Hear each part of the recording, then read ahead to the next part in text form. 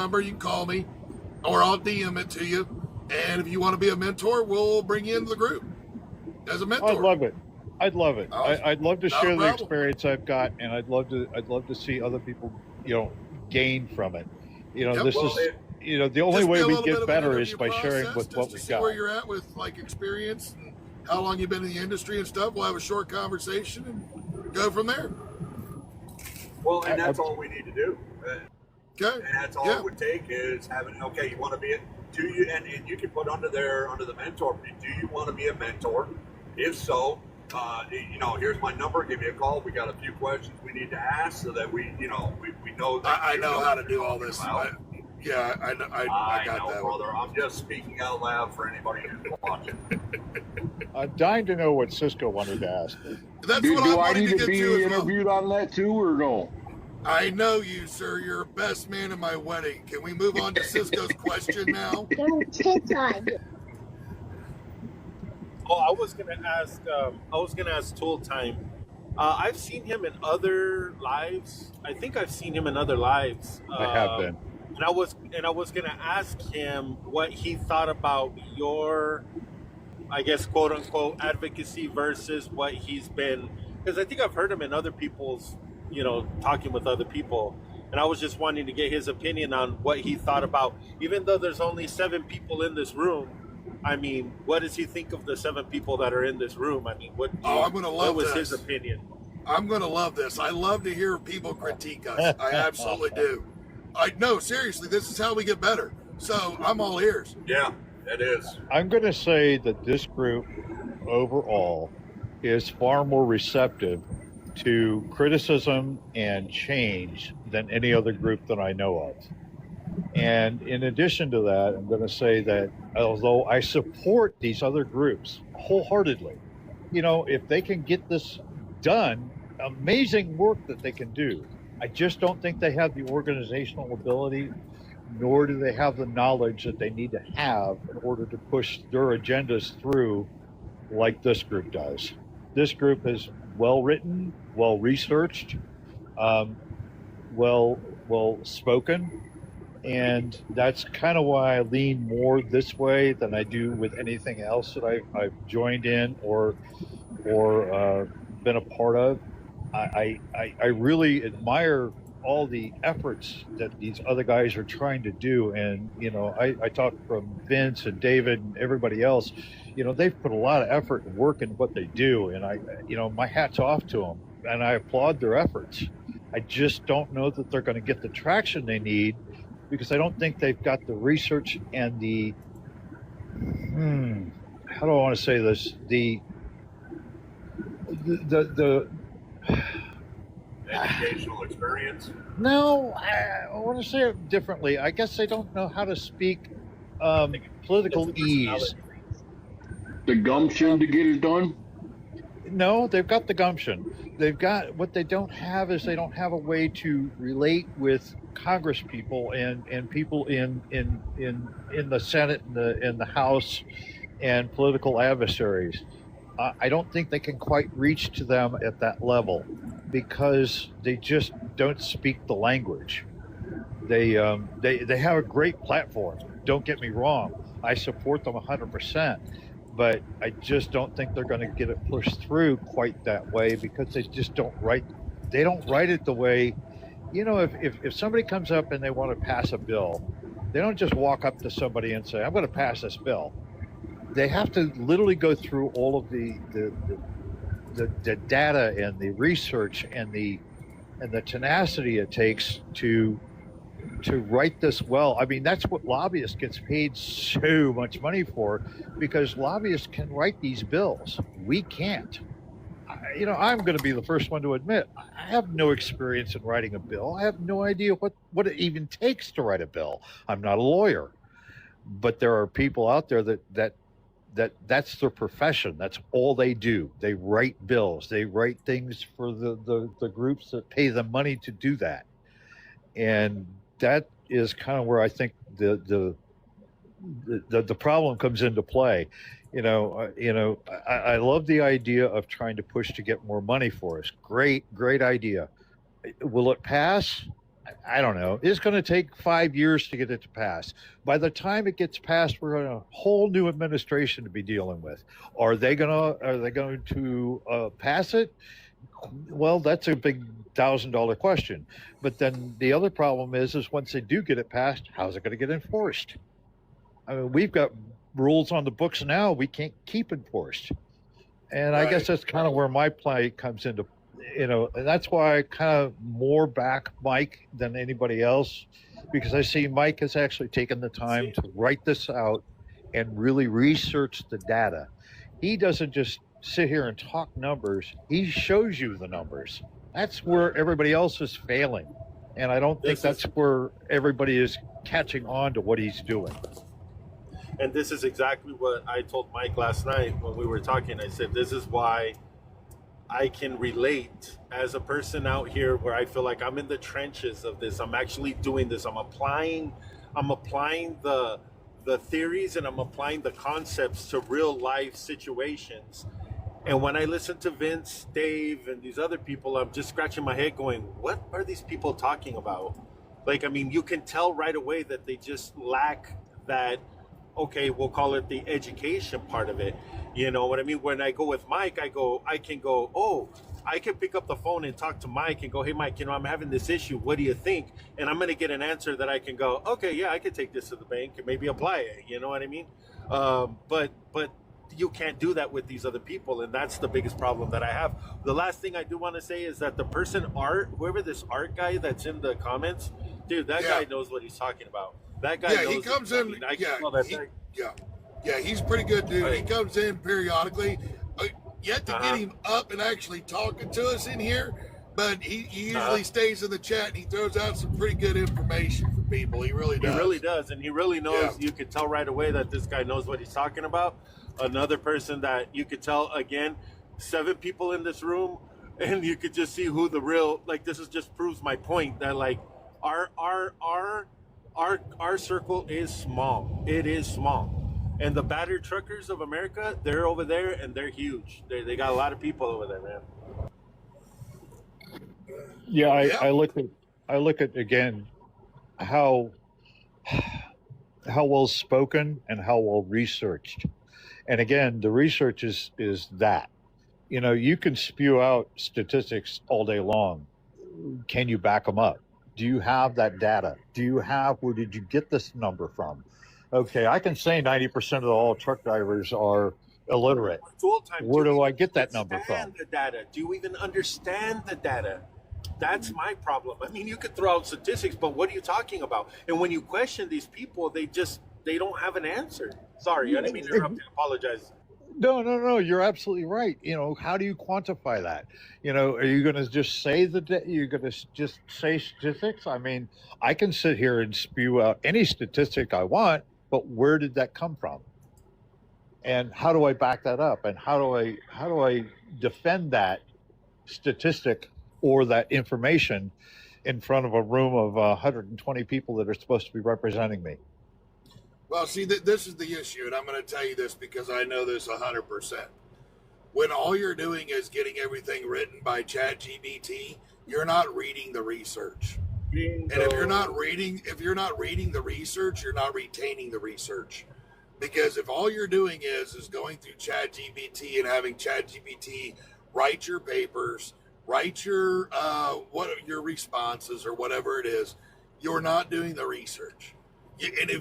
When you read something, you retain it better than if you talk to a computer and have it spew out your answer for you. And then you also have to write the stuff as well. Like whether you write it with pen and paper or you write it with a computer and type it out, you're still writing it. You're still putting the letters together in your mind and making words into sentences, into paragraphs, into a letter. And by doing that, that helps you retain the information. So when you research to write an article, you read all of these different statistics and all this information, and then you have to try to pull it out and put it into an article. So, I mean, that's part of the reason why when you ask the question and you challenge the idea, they're not able to give a good, proper retort. I mean, that's basically what it amounts to. And you know what? We all have our limitations. We do. I mean, I just try to use mine to get better. And if all you're using is ChatGPT, I mean, let's be honest. I mean, anybody, you can pick up on what's AI. I mean, you know what I mean? You could go, wait a minute, I don't think you put that together.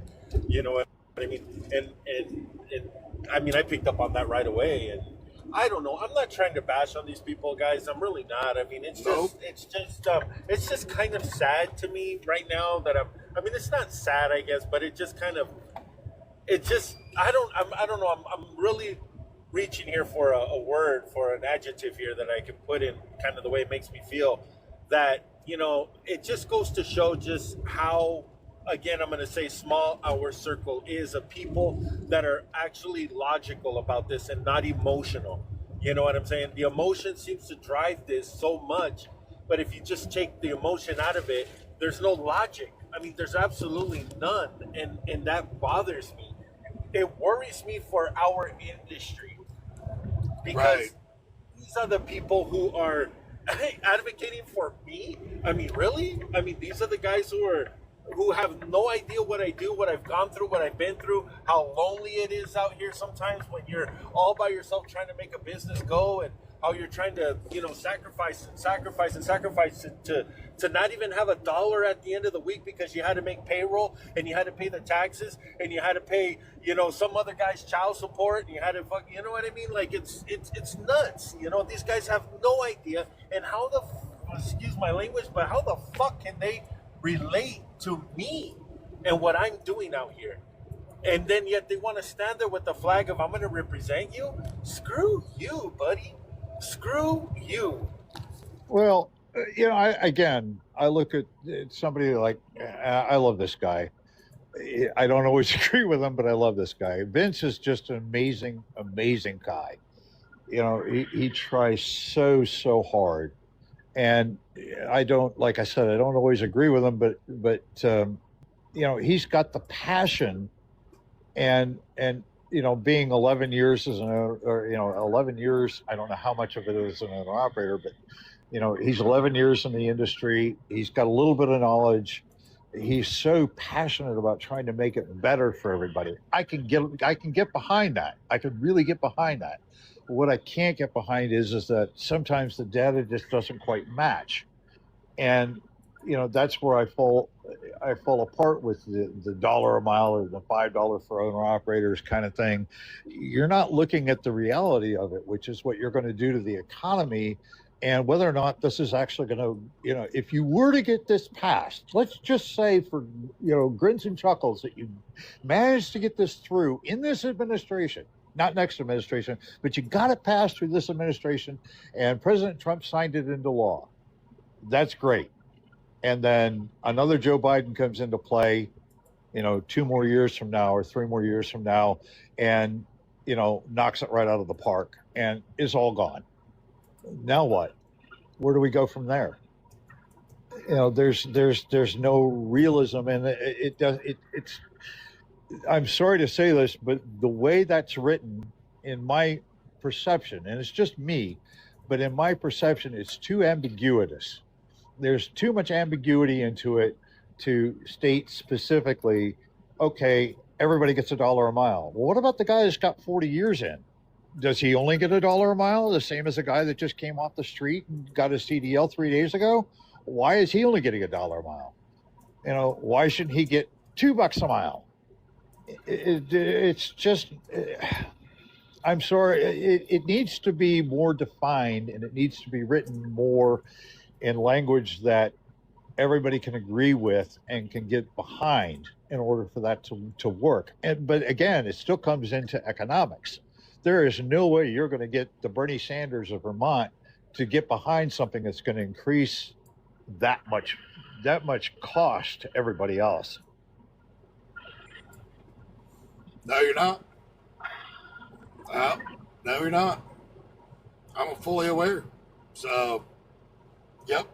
And well, the thing of it is this. So, when you look at any of these numbers and you look at this and them trying to get it pushed through. This is where I understand they went through and he finally put citations and he finally put court cases, and he did that after a conversation that him and I had the one day, and that's fine and that's great. I'm glad I gave him that idea.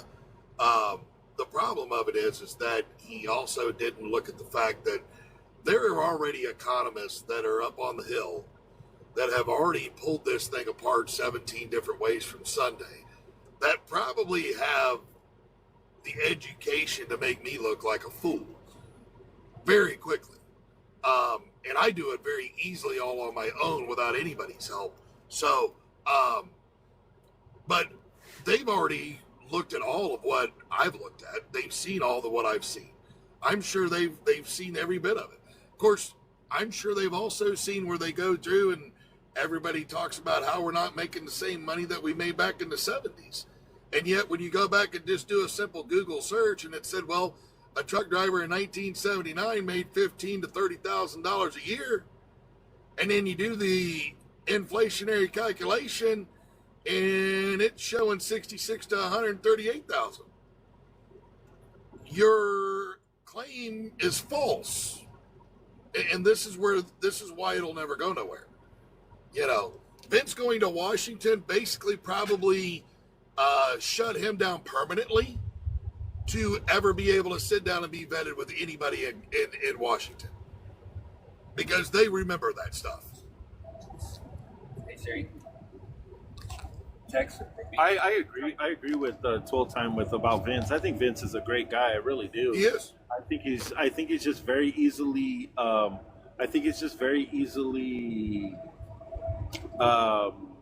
Persuaded, if you would, to kind of go in these directions, because I mean, I think he's trying to grab all these little pieces, but I don't think he really knows how to put them together. You know what I mean? Like, he just has a bunch of pieces of the puzzle, but doesn't really understand how they fit together and how how they're going to create the larger picture. I hope we didn't piss Matt off that he left. He was probably like, screw this, I'm out of here. Nope. I got a text from him. I guess his son called, so he's taking a phone call from his son right now. So. Oh, it's F4. Got it. Yeah, I'm sorry, because sometimes I come in here and I see the numbers up at close to 50, and then I'm like now where we're at 6. So I'm like, oh, I hope I didn't drive everybody away. The thing of it is this: it literally I put it up there. Truckers wanted, conversations required. The more people that come in here and talk with us, and the more people that listen to what we had, and challenge us and stuff like that, I'm all for it.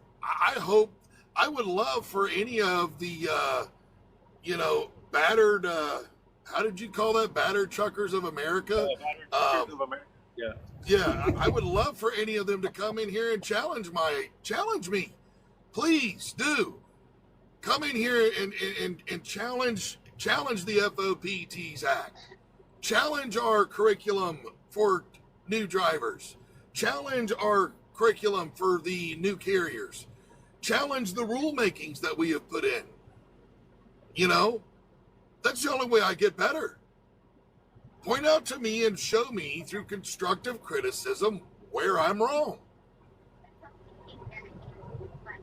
I think that's a key point. Constructive criticism. Yes. Well, that's the thing. It's got to be constructive, Alan. You can't come on here and make a video and tag FOPT and say, all right, Mr. Cupcake, Mr. FOPT, quit being an ass.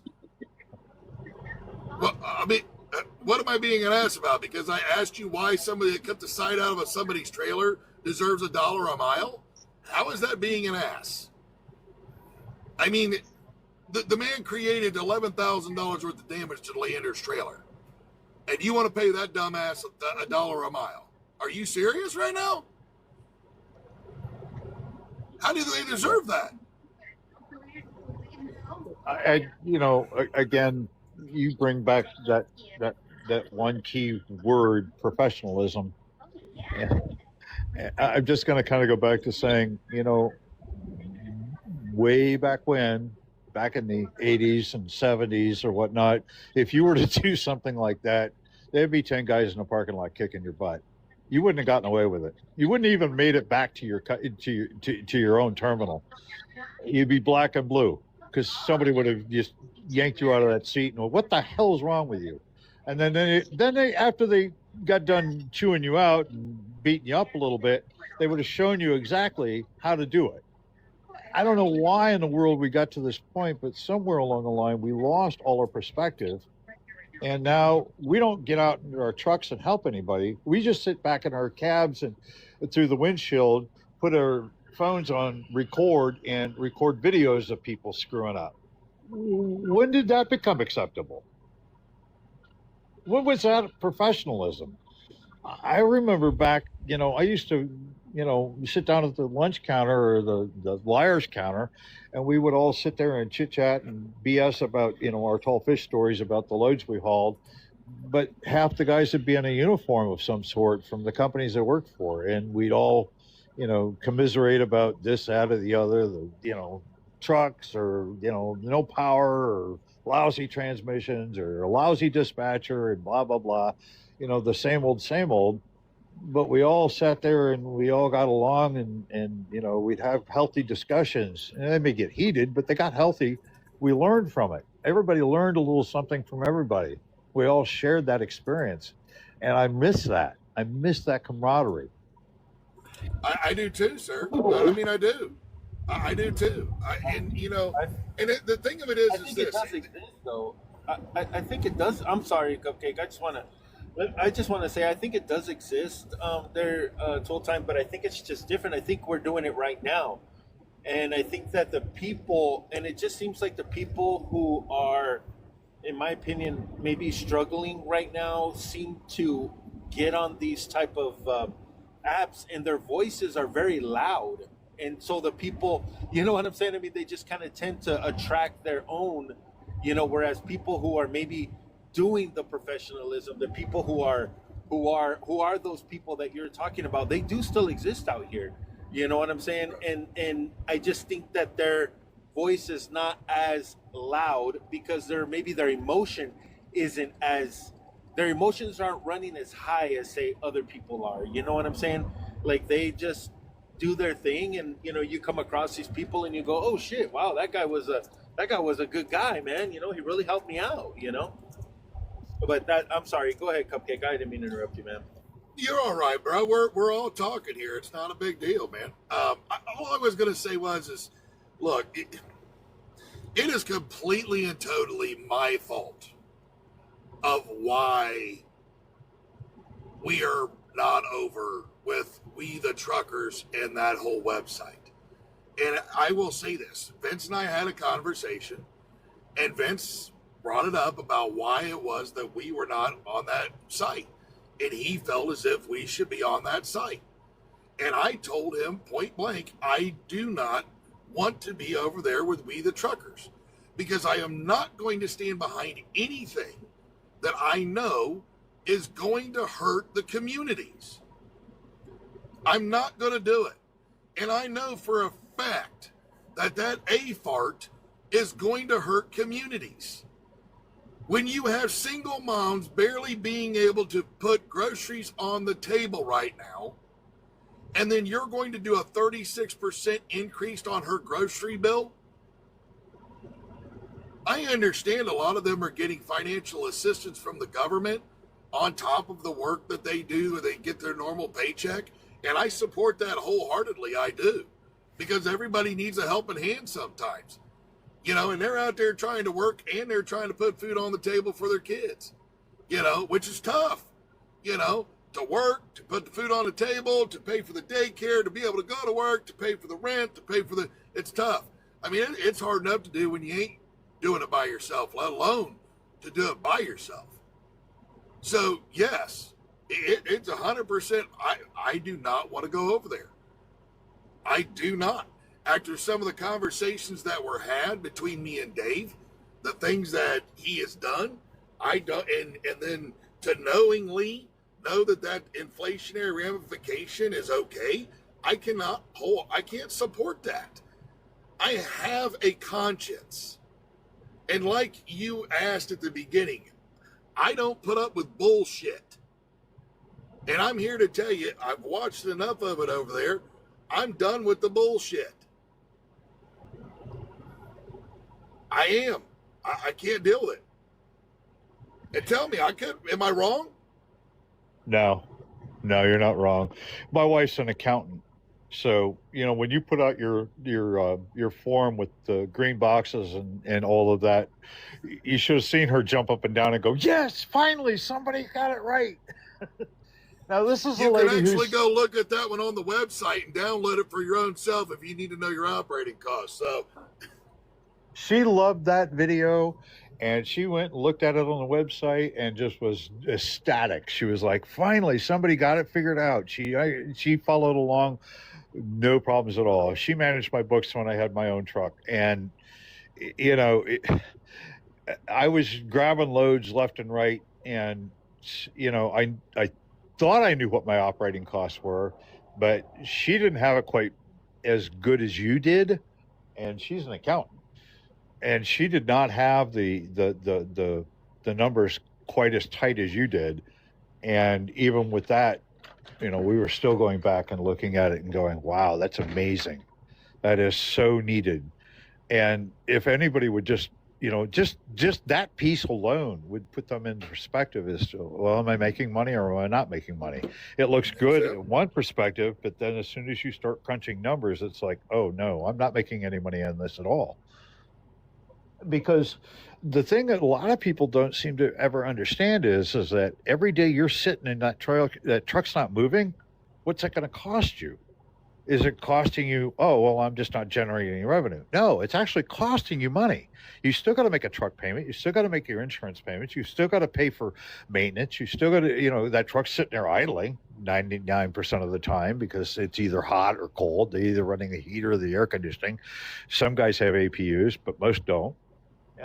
So, all those expenses still add up. There's still fixed costs versus variable costs. And a lot of guys just don't even understand that concept. And yet they're out here claiming to be an owner operator and they have no clue. They don't even know how the beginning of the maintenance issue on the maintenance side of it. You're sitting for a day, you didn't find a load. Okay, what are you doing to your truck?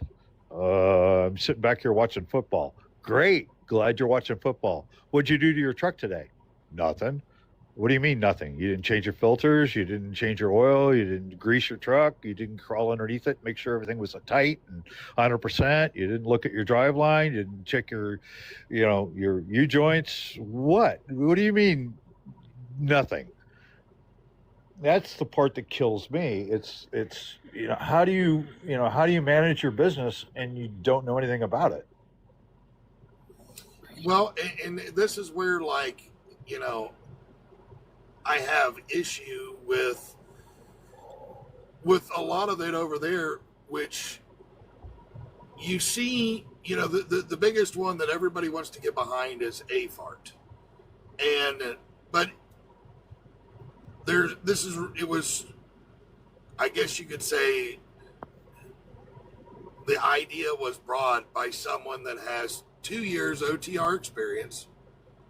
They've had 4 jobs in the last year, and they wrote it with ChatGPT. When it comes time to go through and have to answer the tough questions, and how is this going to affect, how should we best implement this, they're not able to answer it.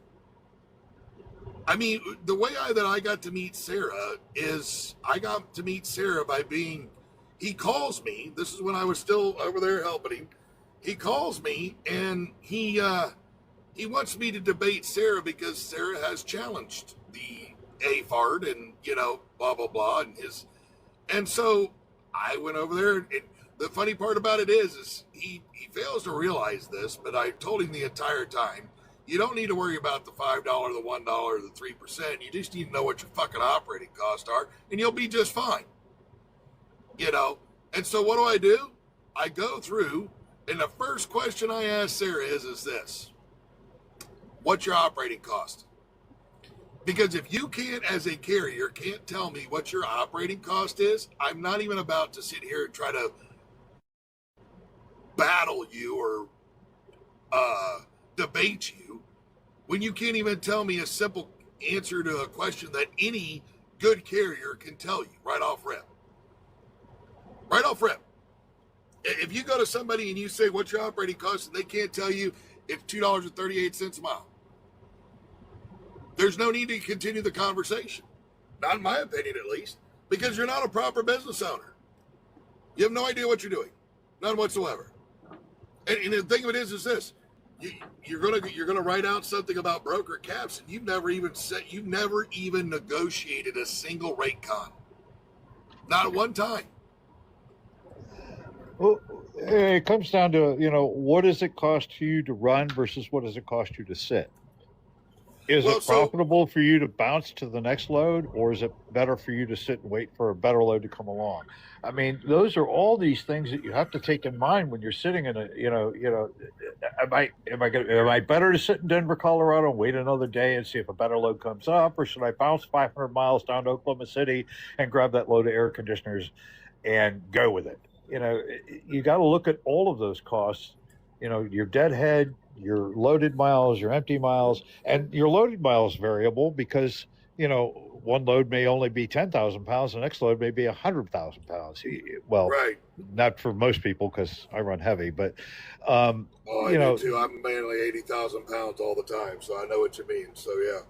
But, you run with a light load, no wind, you're making a lot better money per mile than you are with a heavy load. You're facing a headwind all day long in Wyoming.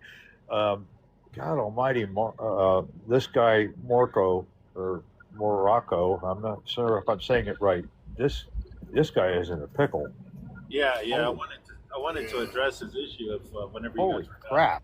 Oh, you know what? Go ahead, Cisco, because he needs more help than I need to bullshit. So go ahead.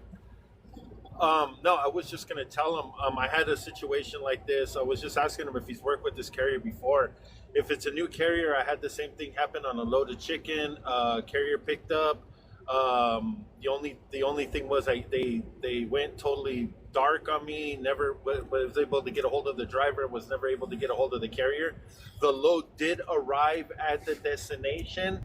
And once it arrived at the destination, it just so happened that we were able to get the phone number at the destination of the carrier, called the carrier, and we found out that the people that we had given the load to, they double brokered the load to that carrier for a way higher price.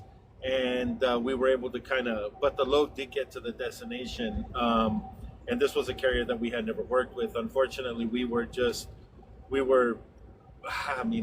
SOL until we were just hoping the load got to the destination, and that was how we were able to find them. It's just tough if they just go dark. Yeah, he's got a hell of a pickle going on. 7 hours? Yeah, we went 2 days without being able to talk to anybody about our load. My gosh. Yeah, it was stressful, man. Trust me. It was not a fun thing.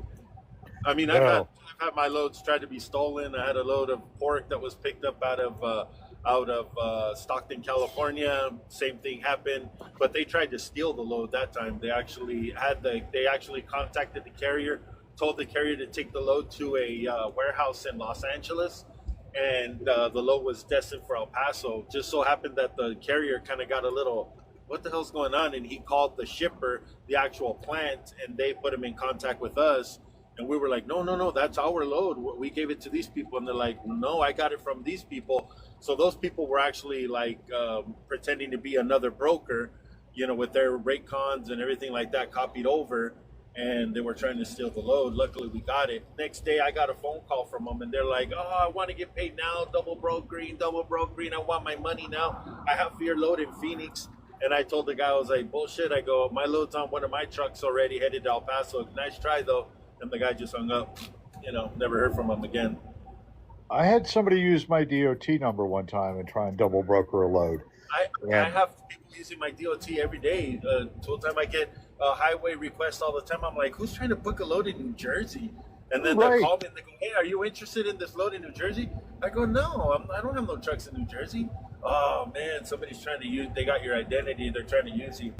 I was like, yeah, well, join me and everybody else out there, the way I went around it is I called back to the original person that had the load, and I called him and said, "Hey, somebody's out here trying to double broker," and he caught it, and just in the nick of time.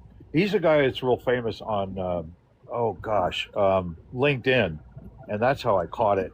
And I called him directly because I knew him, and yeah, he put a stop to it in a hurry. He called the shipper and said, "Do not load that truck." Right. But right. I was just lucky enough to catch it because it was just too sketchy the way the whole thing went down. But yeah, I totally can see where you're coming from. Yeah, I just implemented Highway for all of our vetting, and I mean that thing is. I mean, if you can't get set up on Highway, they got that thing down to a science. It's a bitch. I mean, there's a lot to it, and it does cancel out a lot of carriers. But to avoid this kind of stuff like that, I mean, I hope that this guy kind of finds his load or gets at least a hold of somebody. I thought the same thing. When it first came out, RMIS was supposed to be the catch-all of everything, and it was supposed to be able to, circumvent all of this, and yet they still managed to figure a way around RMIS, and they still were booking loads that way. I was amazed at that. The sophistication that these overseas guys have is just amazing. It's scary, is what it is.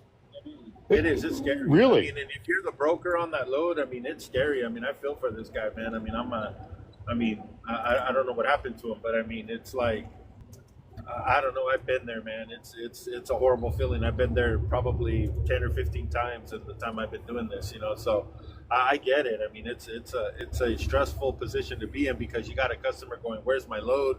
Where's my load? Where's my load?" And you're going, "I have no idea." I mean, not telling them that, but just inside you're going like, "Holy shit, how do I get a hold of somebody here?" You know what I mean?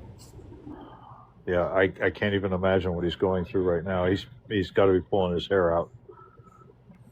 I'm sure. Again, it kind of comes back to that same thing. We have all these regulations in place, but we're not enforcing them. The one thing you got to look at all those this though.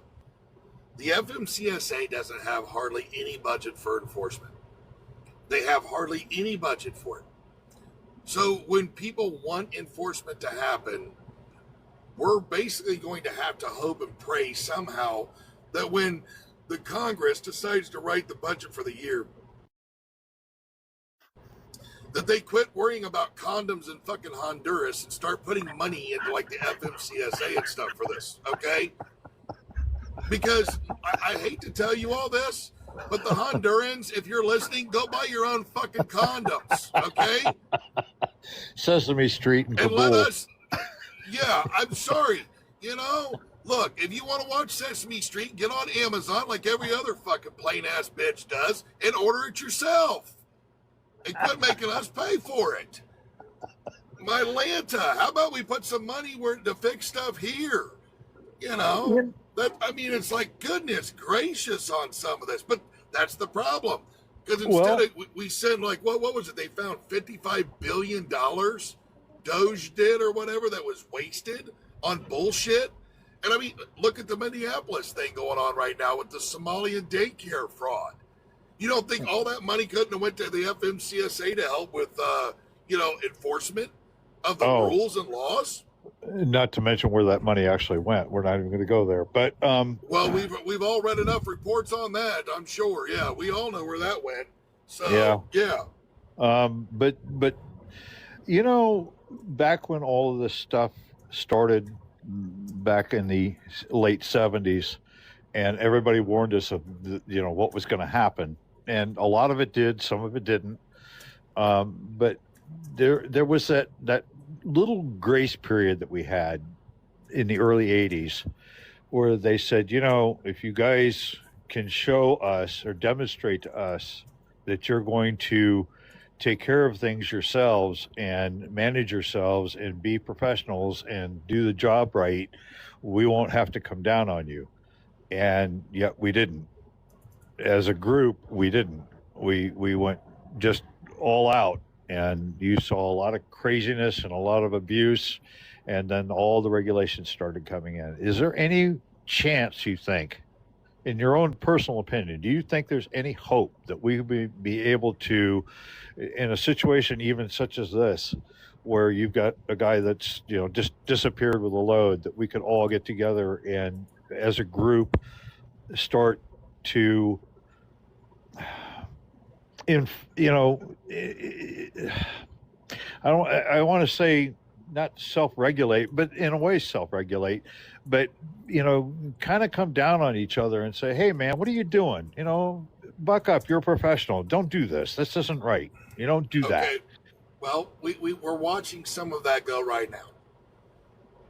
And where I turn around and I make a video that questions why we're doing something in a professional way, and then you turn around and the same people say you're bashing them. So could we regulate ourselves? Yes. Could we sit there and say that we need to make sure that we're being professional? Yes. But this goes right here to this, though. I see this happen where people go through and, I don't have an issue with somebody wearing flip-flops and stuff at times, because I'll tell you, you catch me in the summertime after I've taken a shower, you're going to watch me walk across the parking lot in slides. And the reason being is because I like to let my feet fully dry before I stick in a pair of shoes or boots, because I like to take care of my feet. But at the same time, you see people that come down on folks that wear flip-flops. And then when you do, people have a difference of opinion there. You look at some of these folks that are walking around with their underwear with poop stains on them hanging out the back of their jeans, and if you say anything cross about the way that they dress or whatever, you're told that you're bashing on a truck driver when all you're doing is pointing out the lack of professionalism that they have. This is the problem that we have. Could we do this? Yes. Are you going to get everybody to agree? No. And so No. now you're going to get into this. Now you're going to get into the fine line of, we have professionalism in this person's opinion and professionalism in this person's opinion. And we all know opinions are like buttholes. They all differ and they all stink. So what do you do? You know what I mean? I understand what you're saying, because I'm old school, like you are. Look at me. I'm wearing a pearl snap right now. Been wearing it all day. I put it on last night after I took a shower, long enough to walk out of the truck and hang it up, basically. Just, it's one of those things to where that this is how I dress, because this is how it was represented to me years and years ago. You either wore a t-shirt or a pearl snap, a pair of jeans, you had boots. I also was taught about wearing your driving shoes. That's why I keep a pair of Hey Dudes in here, and I keep my boots. I don't wear my boots when I drive. I wear my Hey Dudes. Try to keep my truck clean, try to keep that off. A lot of that comes from the guy that I worked for, and we hauled cattle. So he was very much, I remember I showed up. This is where it all kind of stemmed from. I'll tell you, I've told a lot of people this story. I showed up, had duct tape wrapped around my boot. I didn't think nothing of it. Of course, I didn't have any money, really. I just started driving for the guy.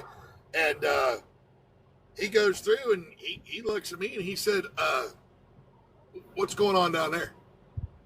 What are you talking about? What's going on? What's that? And I'm like, what are you talking about? And he's like, that silver shit wrapped around your boot. What is that? I said, oh, it's duct tape. I blew my boots out. He said, wait a minute. You wore your boots long enough that you blew out the soles? And I was like, yeah, I ain't got a whole lot of money. He handed me his credit card and told me to go down to the store and to buy a brand new pair of boots.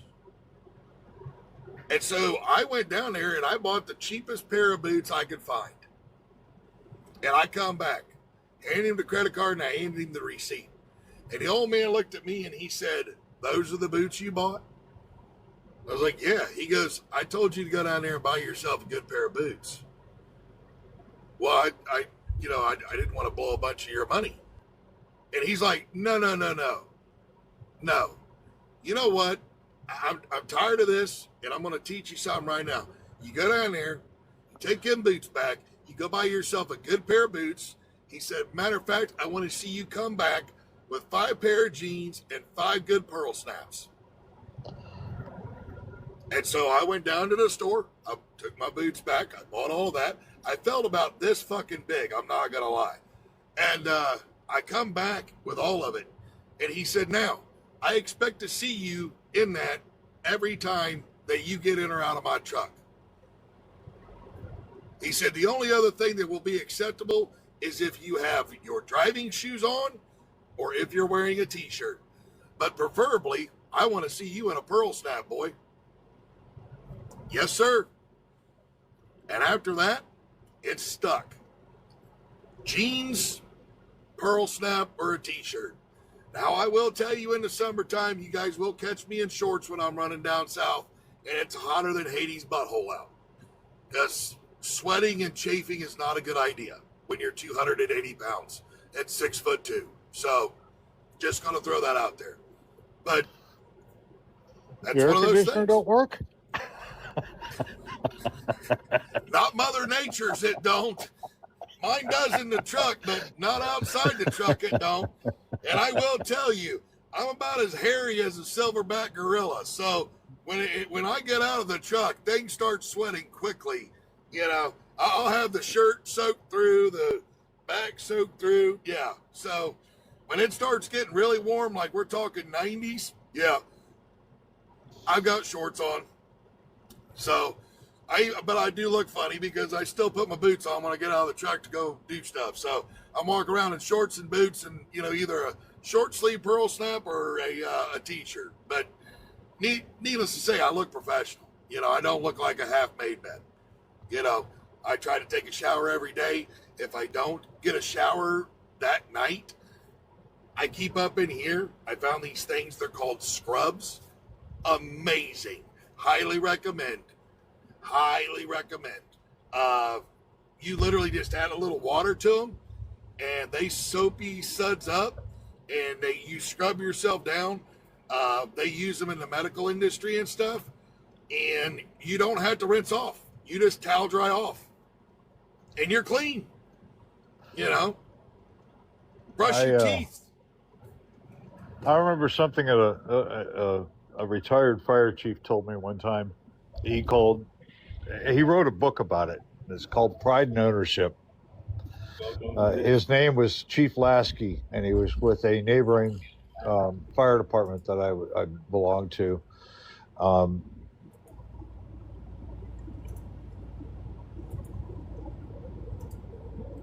Where'd he go? I bet he got a phone call.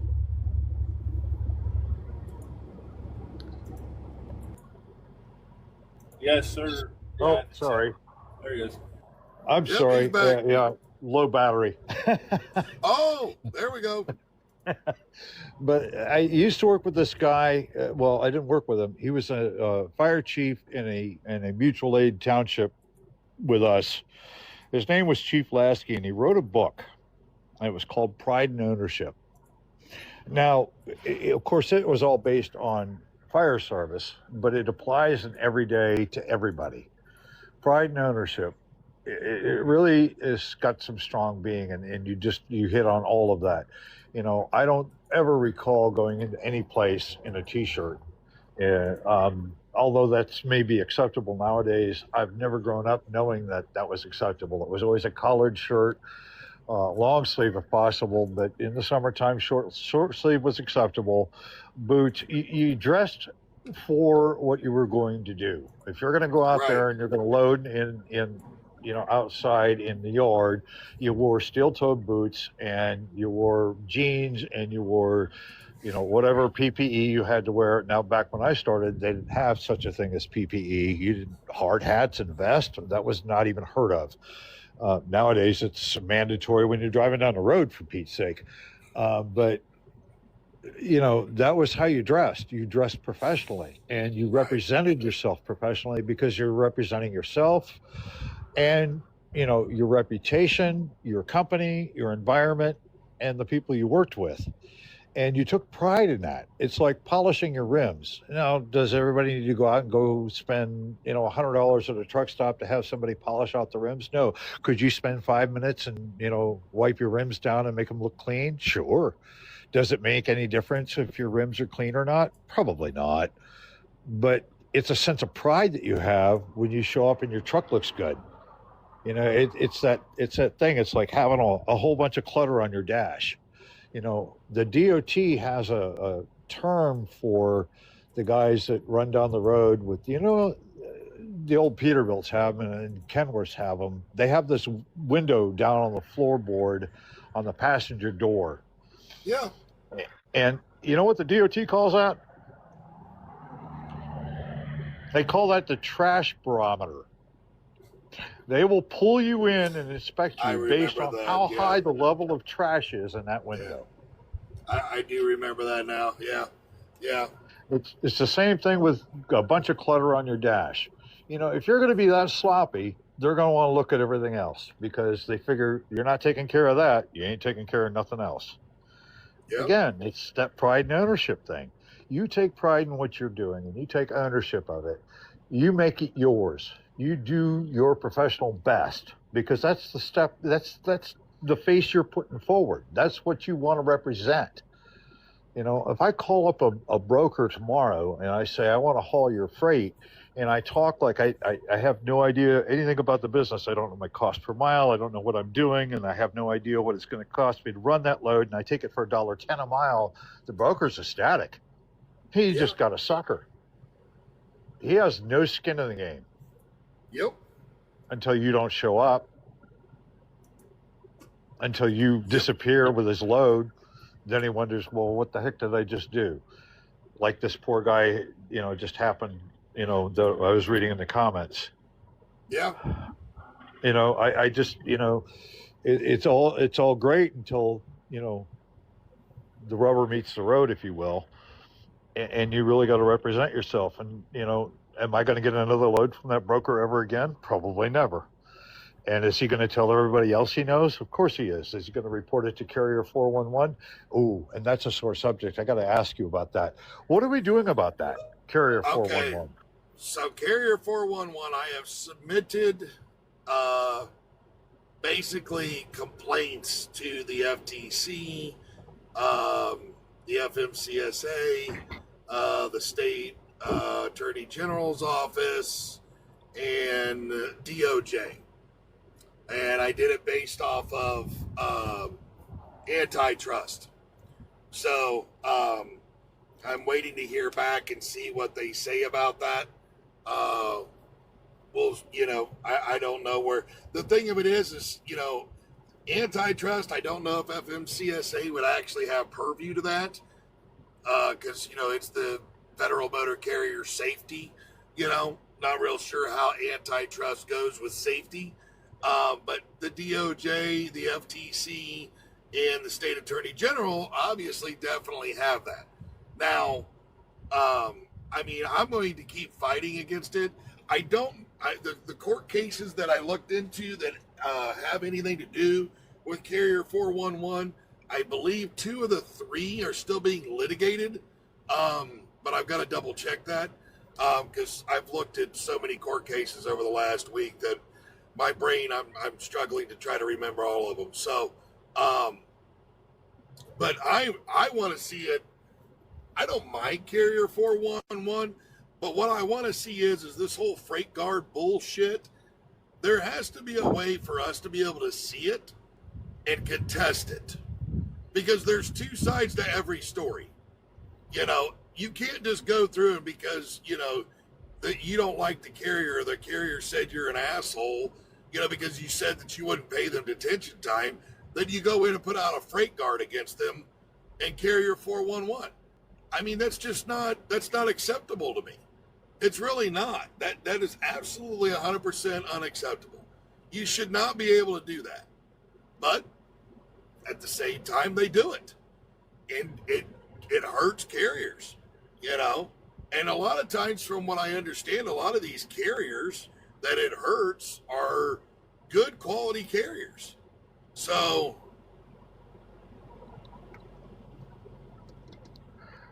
I guess I don't see where FMCSA can come into that other than unfair labor practice. But even that would that would really kind of come, that doesn't even fall in their purview. It would probably come under what, labor board? Not even that. Well, it's more of an antitrust situation. So, and basically, to be real honest, the reason why I sent it to the FMCSA was just to kind of put them on notice that it's being sent. I'm sending it out to anybody and everybody I can. I attached the court cases to it, or at least the original complaint filings that they did to start the court case in the court. So, which is the original complaints, to try to show that we're not the only ones, saying this. The thing of it is Carrier 411's been sued so many times. What I don't quite understand is how in the hell they're still fucking around. Well, is there any case law? Is there anything that's been a judgment against them for this? And if so, or if not, why? So you asked that, so let me bounce back here. All right, where are we at here? I've got these court cases in here, so let me get into my laptop here. So,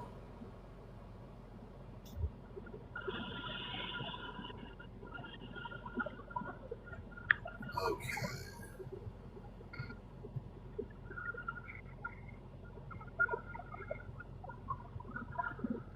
I gotta remember which one I put it under now.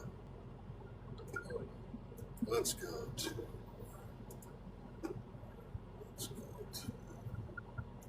open this up.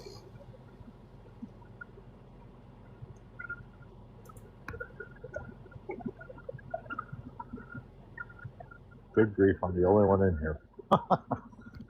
Yeah. I hope I didn't run everybody off, or maybe we just been on this too long.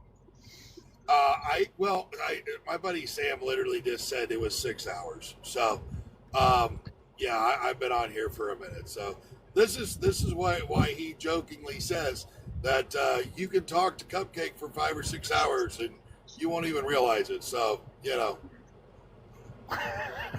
I can see. There you go. I'm back in here for you, so you're not. Oh, there he is. So, yeah.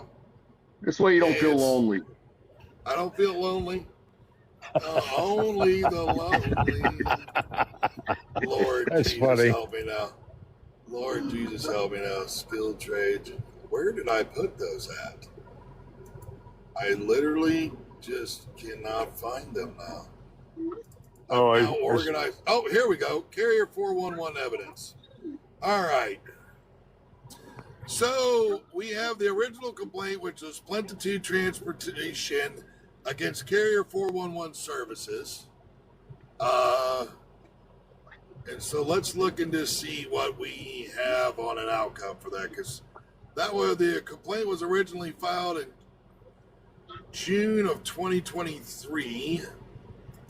So I didn't really get into the outcomes of the case so much as I did the just having the cases listed after reading through them, but we can let's go with that. Plentitude Transportation, let me pull it back up.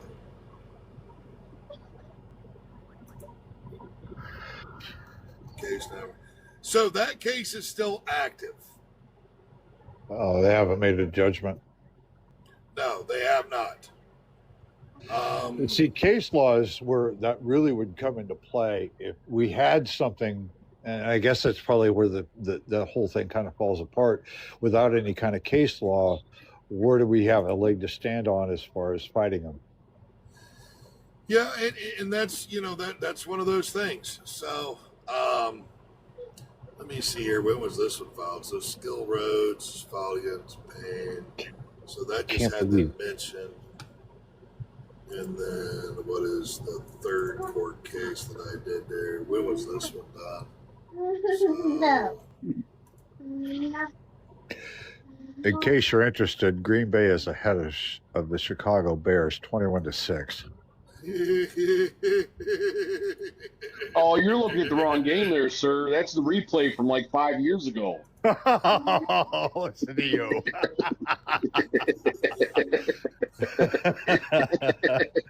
I really want Chicago to win this. I really do. The same as I want to see the Steelers beat the Texans, and I'm in Texas. Go figure that one. I don't follow football a whole lot, but when it comes to that game, I love talking shit. I'm with you. So the Green Line Express Transportation and High Plains Logistic Consulting is also still in litigation. So neither of them have set any sort of a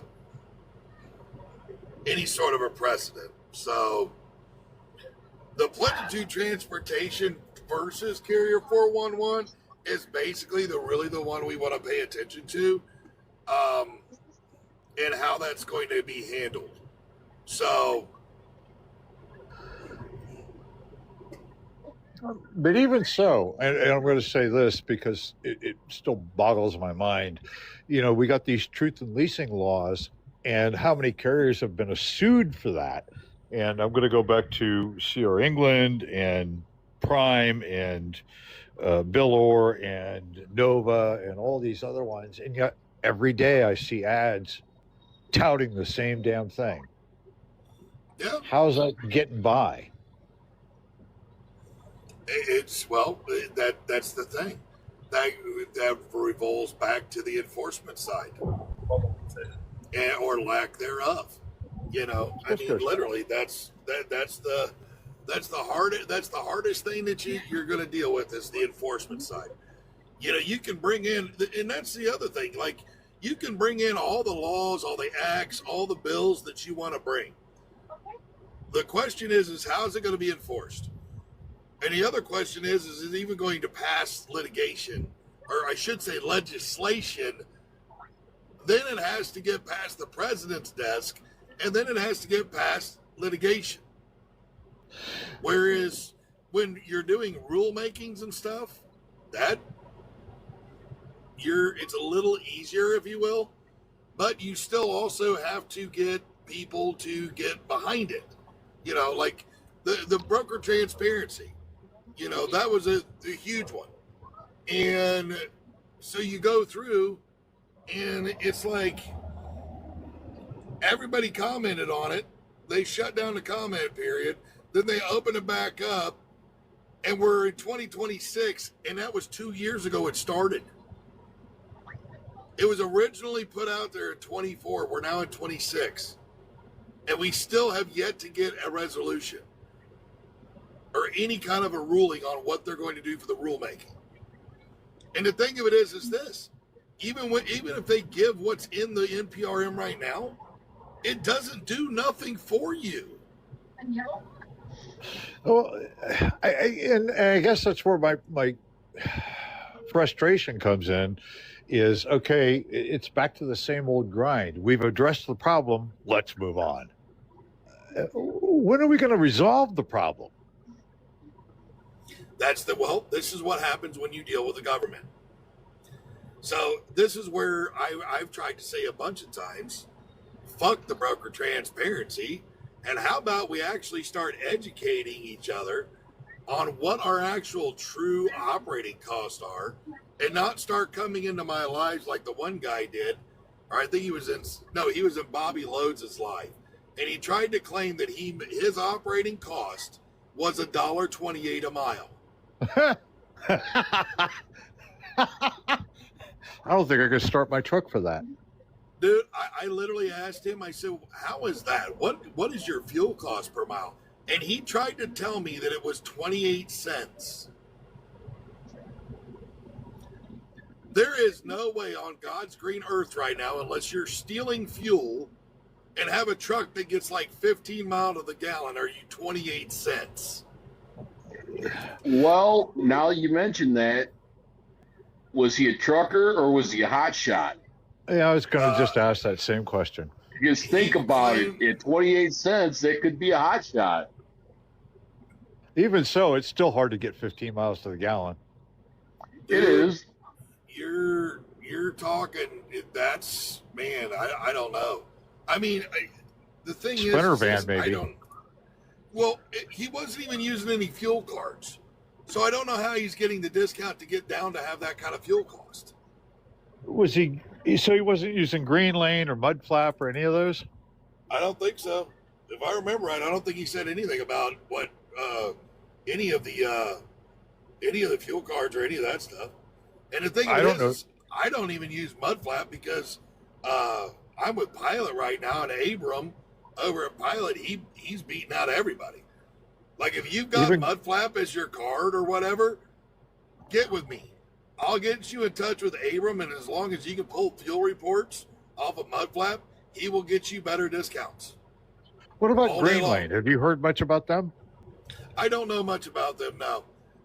I stopped with. I started with Mudflap, figured out that was a hoax, and then I went to my good buddy Sam there. He turned me on to Truckers Advantage, and then I found TSD Logistics' Open Roads, and then Pilot happened to reach out to me one day. This was back when Dave Miller was my sales rep, and he said that he could beat it all out. He's like, just send me your fuel reports, and I'm like, okay, bet. So I sent him my fuel reports, and he come back and started giving me better deals. Now there were areas that weren't as good as the others, and then Dave left and McKaylee came in. She took his position, and then so she fought pretty hard for me, getting me better discounts. And then, what was it? She left and Abram took over my account. And he reached out to me here at the beginning of the year. And he was like, well, I see you're not really doing this. And I said, Abram, I'm going to tell you no different I've told McKaylee and no different I told Dave. If you want my business 100%, you're going to have to beat every other price out there. So you're going to have to give me a price discount that's going to beat everybody out there, no matter what's going on. And well, he has. So, I mean, I since the beginning of the year, since we did that, actually, I should say, he has, I literally put it in, use the FuelBook app. I look at it, and it's beating out everybody else by around 5 to 10 cents, and I'm seeing upwards of $1 off pump price. So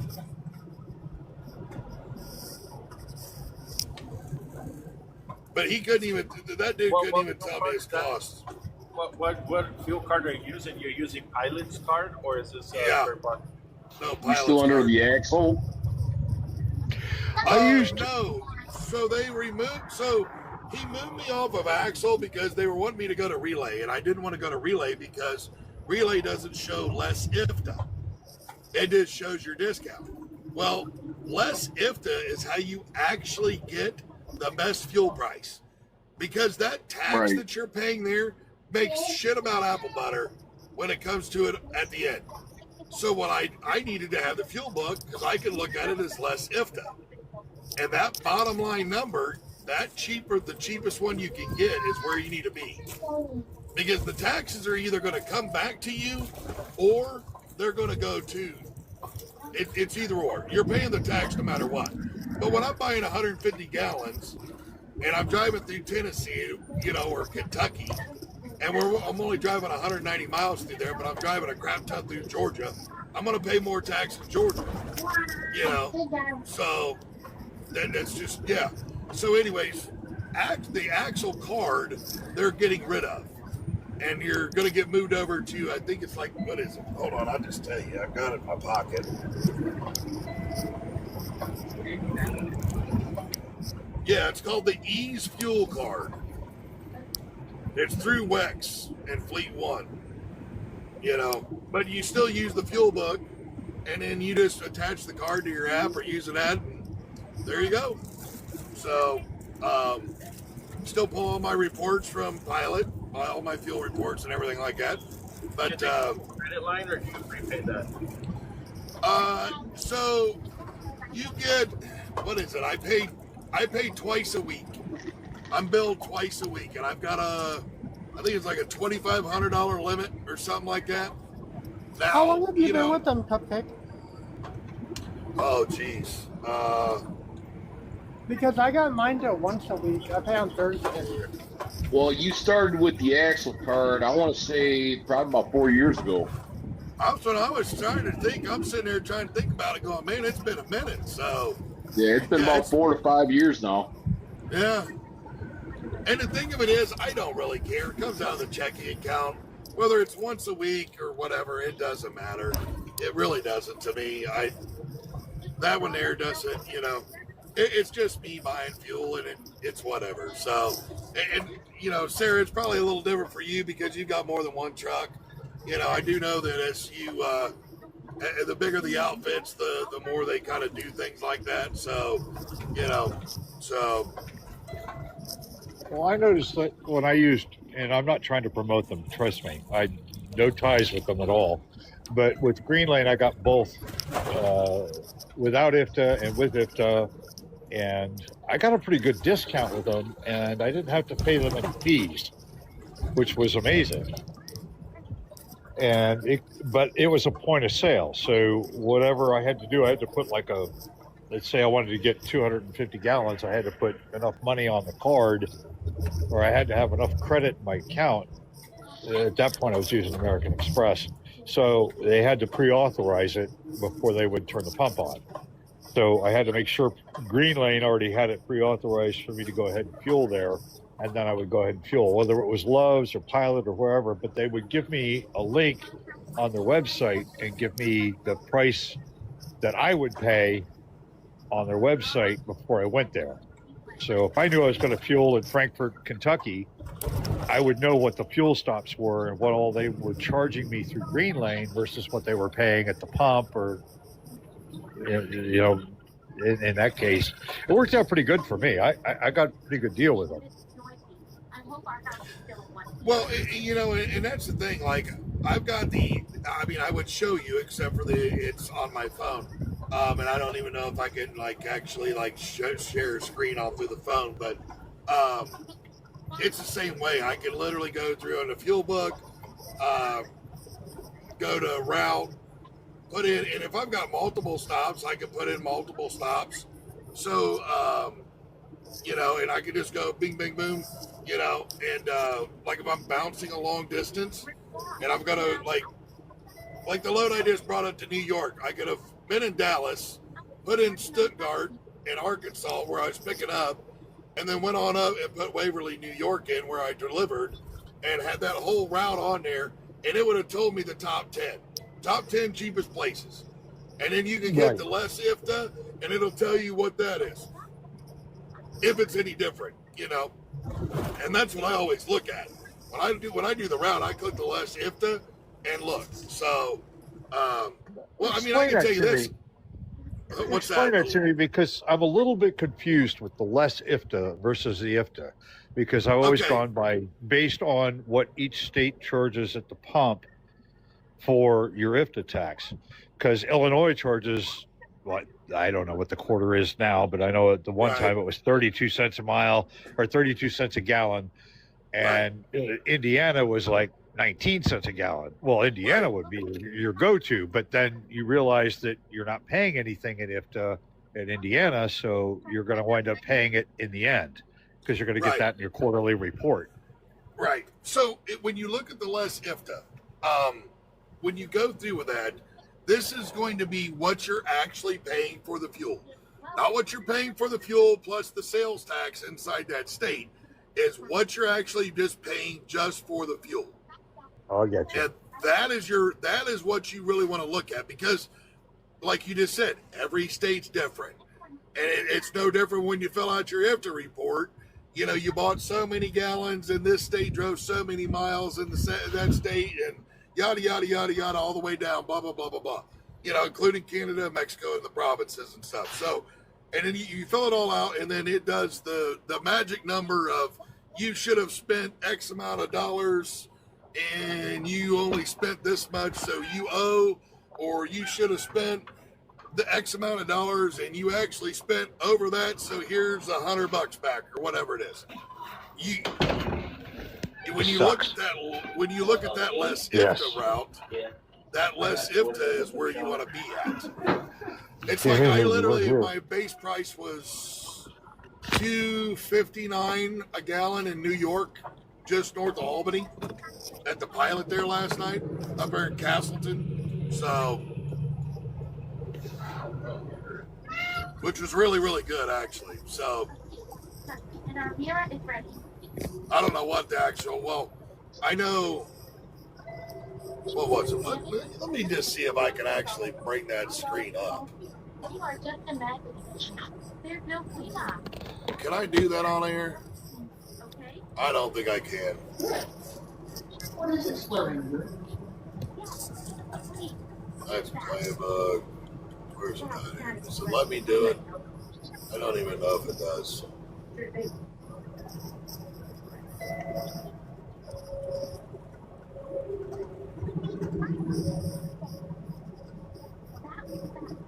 Mirror's drawing is ready.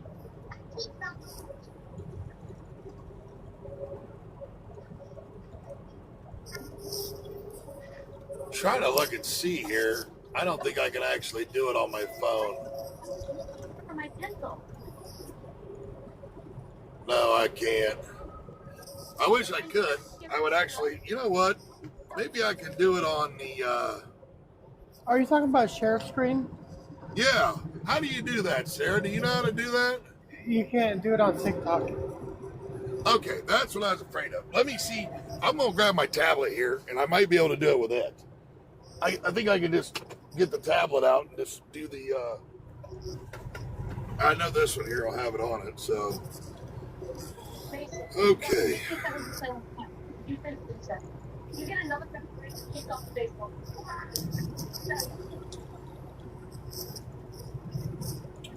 Truck tools, fuel book.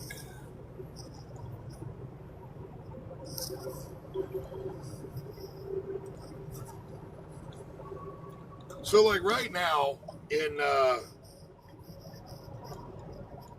when you look around me, and I'm at the Flying J, like I said here, just outside of Carlisle.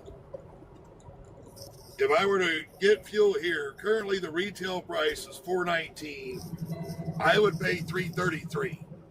Now, if I do less IFTA, it's actually so if you look at the price right now, which I don't even know if you can see this unless I probably, let me take the effects off here.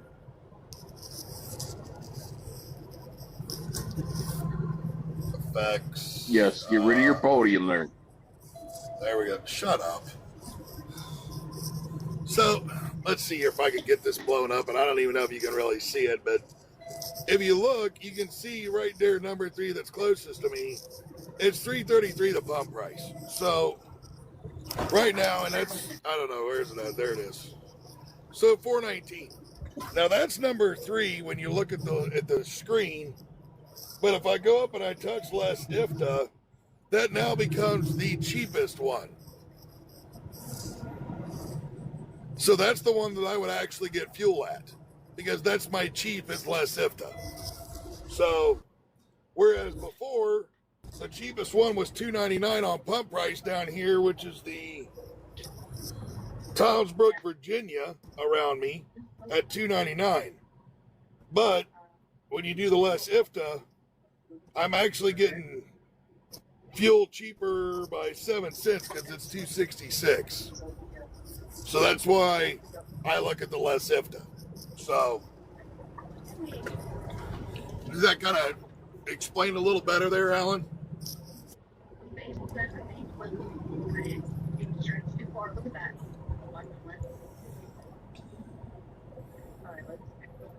He's muted. No, don't you have to be careful when it comes to IFTA? Oh, careful how? Oh, I didn't know. I thought my screen was paused. Don't you gotta be careful with IFTA when it comes to the return, the way the states give you?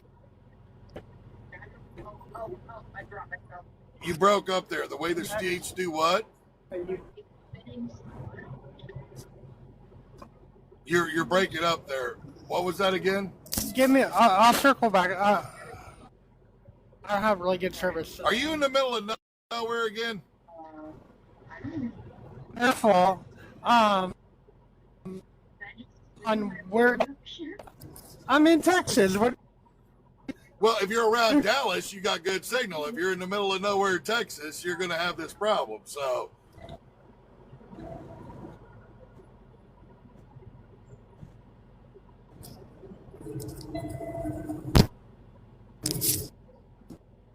oh, they're right where you are. I just drove through there 2 days ago.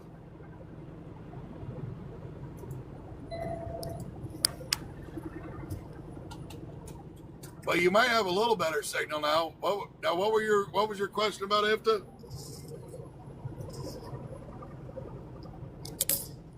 Don't you got to be careful on which does not returns to tax money back like it's like in Illinois. Illinois has high IFTA, but Illinois is like. So this is the thing. There's a lot of people that talk about how, oh, well, I don't want to pay a high price on tax, at the pump, blah, blah, blah. If you're driving through multiple states on that tank, that price that you paid on IFTA or on your fuel tax gets spread between all of the states.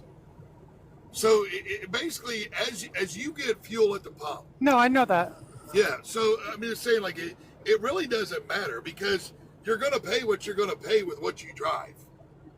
At the end of the quarter, it's just going to depend on whether or not if you're going to owe tax or they're going to owe you money back off the tax. And you can't really I know there's some people that say that you can kind of combat that. But when I've looked at it and I've done the math, what I look at is what I'm paying for the actual fuel. And I don't care about the tax because the tax is the tax. It's going to be what it's going to be. And there's really nothing I can do about that except for go around certain states. But then you're just using more fuel to deliver the same load instead of just doing the shortest route. So I don't, to me, I don't believe in trying to go around and, I got this much fuel here or fuel to try to keep. All they're basically doing to me is just trying to not owe any IFTA tax at the end of the quarter. It's basically what it sounds like to me. Well, it's an aggravation that you don't need. You try to micromanage the IFTA side, which is really a headache and a pain in the rear.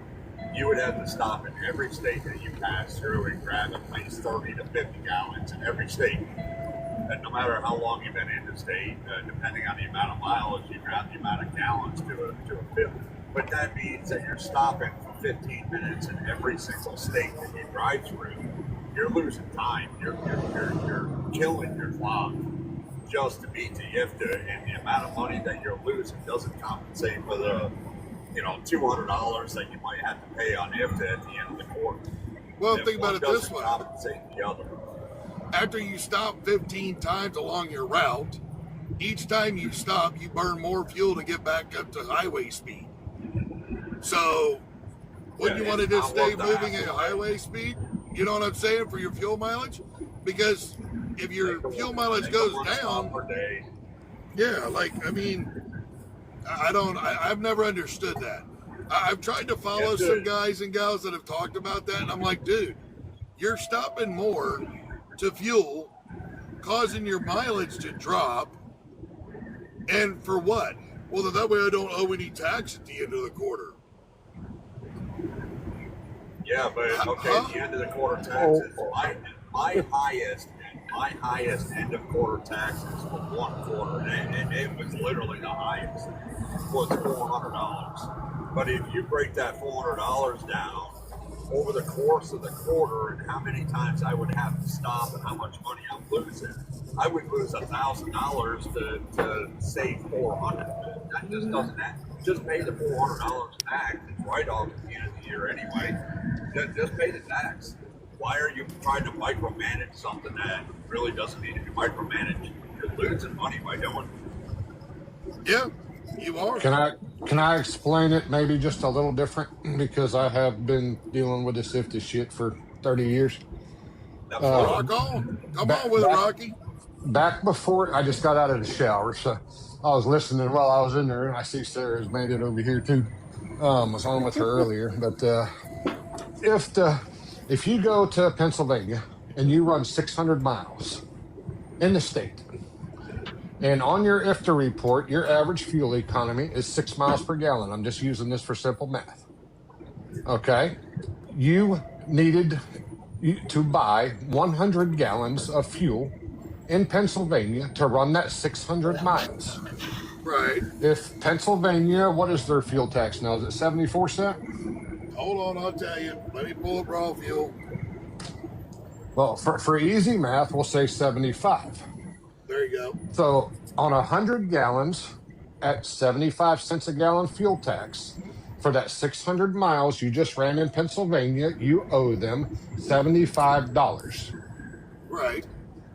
Okay, so whatever state you run in, that's why you have to have your mileage for every state you ran in, and the amount of gallons you bought in every state, because IFTA is just one place you're paying it to, and they are dividing it out between all the states for the miles and the amount of gallons you should have bought in that state. So when you change your mindset and forget all the BS that everybody spreads about IFTA that does not know how IFTA works, you always want to, because no matter what, no matter where you bought the fuel, you're paying Pennsylvania $75 for the 600 miles you ran at 6 miles per gallon average. Right. Whether you buy the fuel in Pennsylvania at the pump or bought it in Ohio, you're still going to pay them through IFTA $75. So you always want to buy fuel, always at the cheapest raw fuel price. So if you're going from Pennsylvania to California, you always want to map out, okay, I'm going to need to buy fuel here. I'll top off in this state. It's 7 cents a gallon cheaper than over here, or 10 cents a gallon, or 30 cents cheaper than this state, whatever. You always want to buy fuel along your route where the fuel is the cheapest raw fuel price. Because the IFTA, you are going to pay no matter what. There's no way around it in any state.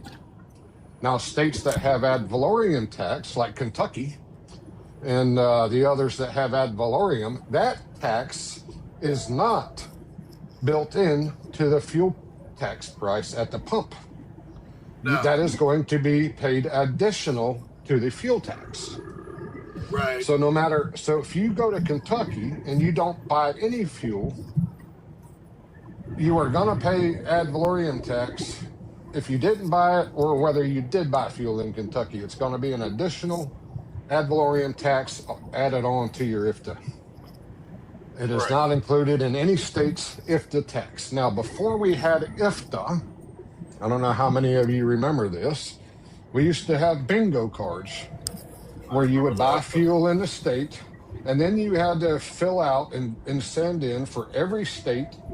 Instead of just doing one IFTA form, you had to file with every state how many miles you ran, how many gallons of fuel you bought, and all that. And you would not get credit on that fuel tax that you didn't burn in that state. So you would not get a refund. That state kept it. Now, when IFTA came in to be implemented, it did away with all that, and you get a refund if you overpay in this state. It gets a credit back to this state. So when you file your quarterly IFTA tax, regardless, if you buy fuel at the cheapest raw fuel price, you will always save money, and it can be thousands of dollars a year. So do not pay attention to the IFTA tax or the pump price. Always buy fuel by the raw fuel price at that place. And you could be at, like where he's at the Flying J, over across the street at the TA or whatever truck stop, whatever town you're in, the difference in raw fuel price could be 6, 8, 7, 10, 15 cents. But it'd be identical, only a couple cents over there on the billboard and stuff. So, always buy by the cheapest raw fuel. Even if it's 5 miles farther down the road, if it's 10 cents a gallon cheaper, raw fuel price 10 miles down the road, don't stop at the pilot to get points. The points are garbage.